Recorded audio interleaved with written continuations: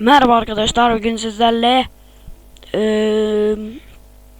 Bandicam'da nasıl ses kaydı yapılacağını göstereceğim.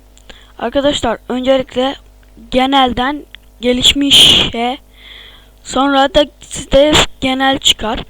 Genelden diğere video kayıt ayarları. Burası arkadaşlar ses kaydı olarak kalacak.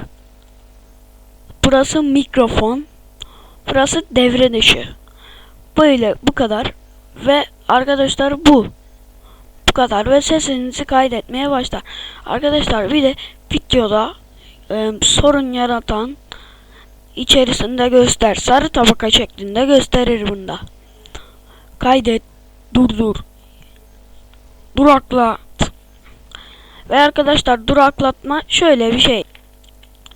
Arkadaşlar böyle bir şey duraklatıp da devamını getirenler çok oluyor. Ve arkadaşlar bu videomuz burada bitiyor.